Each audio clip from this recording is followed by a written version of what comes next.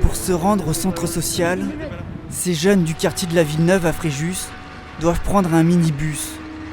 Un trajet obligé pour rejoindre ces nouveaux locaux dans une zone industrielle.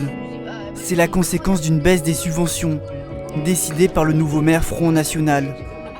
La raison ? Le centre social serait trop à gauche.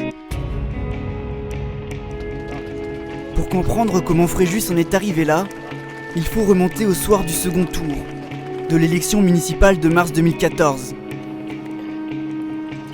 David Racheline remporte Fréjus dans un climat tendu. 12 autres villes ce soir-là élisent un maire d'extrême droite. Un an après, nous avons voulu savoir si ces communes FN du Var ont été soumises à une gestion particulière. Si un système Front National s'est plaqué sur ces collectivités.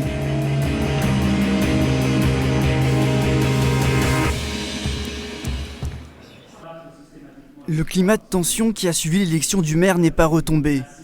Au conseil municipal, les débats sont tendus avec l'opposition. On s'affronte à propos du centre social qui perd 50% de ses subventions municipales. Une des premières mesures de David Racheline. Est-ce que vous savez à quoi sert un centre social dans un quartier en difficulté, monsieur le maire? Est-ce que vous savez que c'est une permanence d'assistance sociale? Est-ce que vous savez que ça sert aussi aux petites vacances, au mercredi? Est-ce que c'est un relais de la maison pour l'emploi? C'est une aide au devoir. Est-ce que vous savez tout cela avant de supprimer pour des raisons purement politiques et des raisons qui sont des raisons fallacieuses? Monsieur Bougin, si vous maintenez ces subventions et que vous continuez à donner des centaines de milliers d'euros à ces centres sociaux, je sais que manifestement vous êtes très proche de ces gens-là, il est bien évident que vous ne pourrez pas avoir un budget qui soit en équilibre et vous ne pourrez pas permettre à cette commune de se désendetter durablement. La directrice a été attaquée en disant que c'était un centre socialiste. Or, cette dame n'a fait que réagir au fait de voir sa subvention diminuer de 136 000 €, ce qui ne lui permettait plus d'assurer ses fonctions et au service des habitants, c'est tout. La mairie FN a installé dans l'ancien centre social un service jeunesse municipal conforme aux vœux du maire. Pour l'Observatoire de la démocratie locale, ce service ne pourra jamais remplacer le travail effectué par ses anciens occupants. C'est complètement autre chose et à mon avis d'abord ça n'aura pas le même succès, en plus ça n'aura pas les mêmes moyens et ça n'aura pas le même sens pour la population du quartier. Ils n'auront pas d'indépendance vis-à-vis de la municipalité.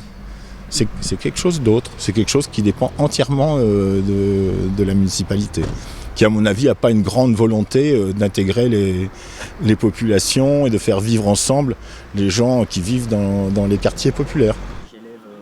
Pour les opposants à David Racheline, ce service municipal jeunesse n'est que le paravent d'une politique d'exclusion, où tout ce qu'il ne contrôle pas n'est pas le bienvenu. La réalité, c'est que David Racheline ne supporte pas les associations indépendantes et donc s'est attaqué à une association qui faisait en toute indépendance, en toute transparence, son travail. Pour obtenir le soutien de la ville, faut-il adhérer à l'action du maire? Nous sommes allés directement poser la question à David Racheline. Je demande au personnel municipal, non pas de souscrire à la politique que je mène, non pas de la soutenir, non pas de m'apprécier, mais au moins d'être honnête vis-à-vis de ceux qui les payent, à savoir les habitants de la commune qui ont fait un choix. Il faut juste respecter ce choix démocratique. Pourtant, le centre social est une association loi 1901 et n'est donc pas soumis à un devoir de neutralité. Son personnel n'est pas municipal et comme dans toutes les communes, l'association est libre de ses actions. Mais la majorité municipale ne l'entend pas ainsi et a coupé toute discussion avec eux. Cette décision a été prise avec son état-major, placé par le FN. Le système se met en place. Il fait venir des cadres du parti comme Philippe Lotio, l'ancien directeur général des services de Levallois-Perret, la ville de Patrick Balkany. Comme chef de cabinet, il choisit Julien Jougnot, un ami de longue date du maire. À 28 ans, il connaît une belle promotion. De gardien de prison, il devient chef de cabinet.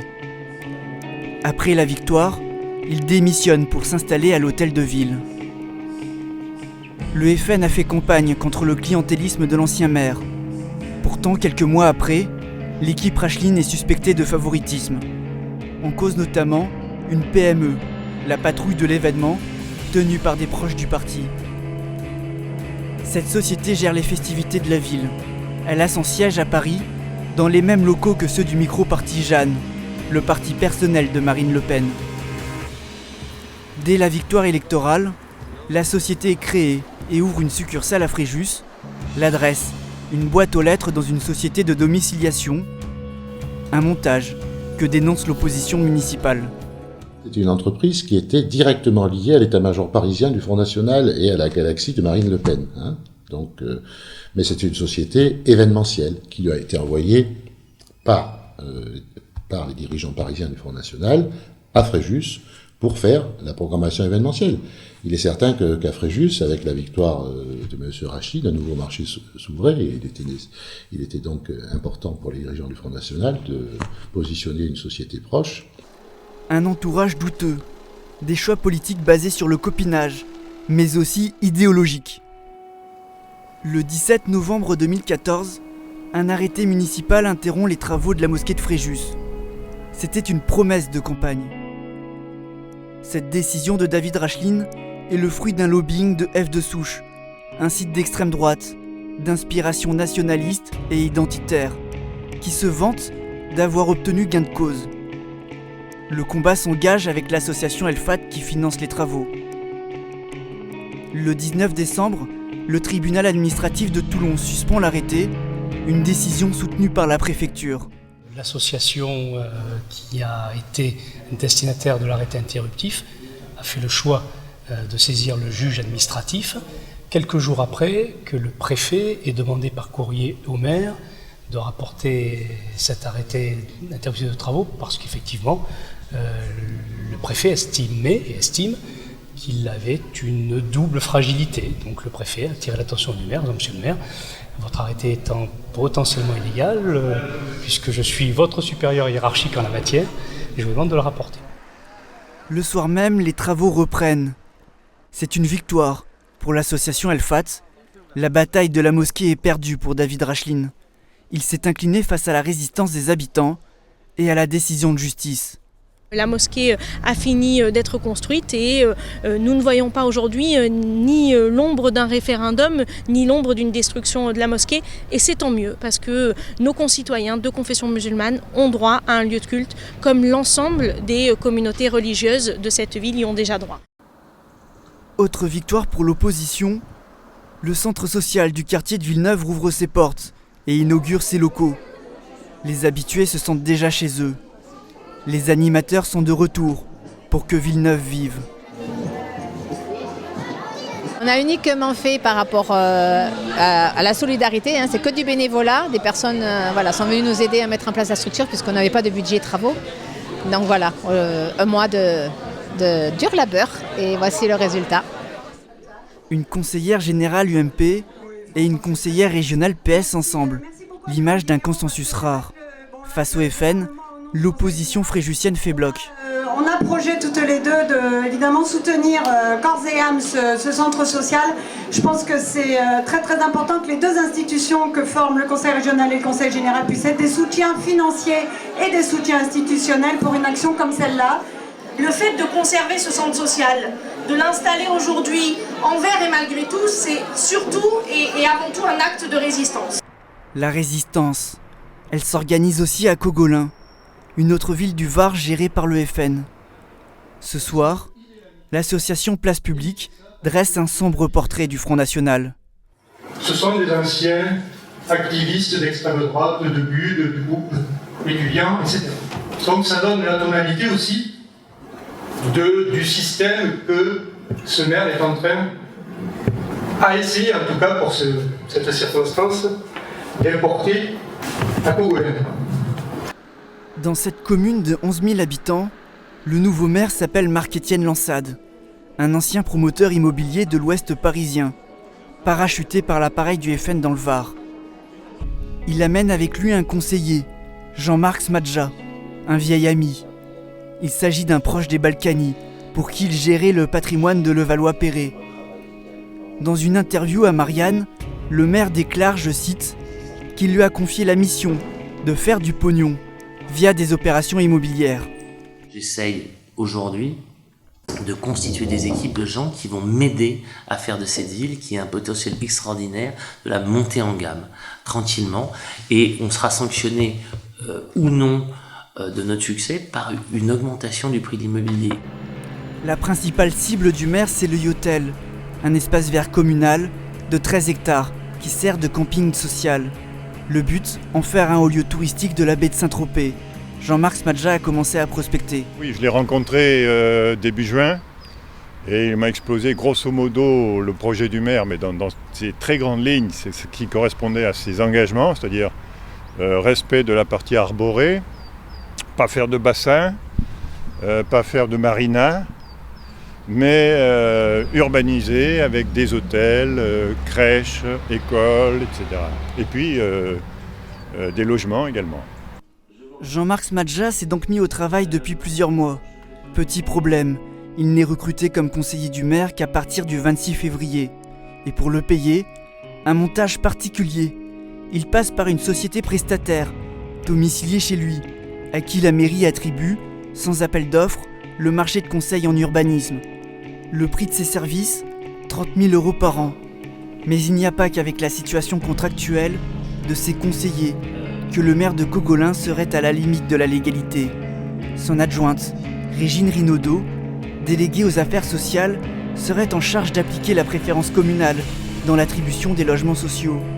Une déclinaison locale de la préférence nationale chère au FN et revendiquée dans le magazine municipal.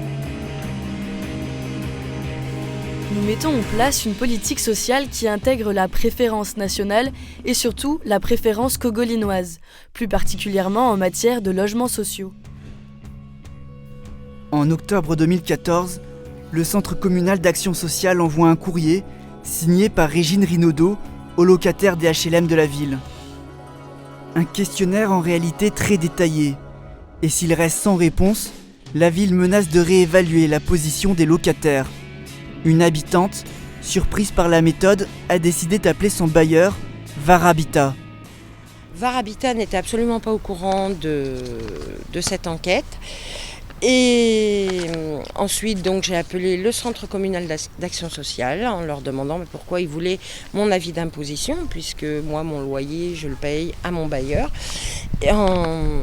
Et dans la mesure où je ne faisais aucune demande d'aide au CCAS, je ne comprenais pas pourquoi je devais leur fournir mon avis d'imposition.